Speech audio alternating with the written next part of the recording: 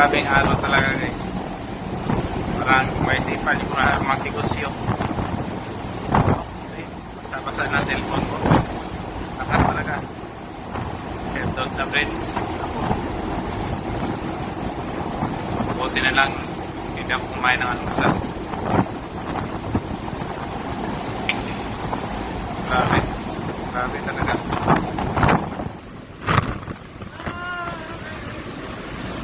Tapos so, bigat pa din 25 kilos silicone oil. Pero may araw naman. Kahit maaraw, may araw naman.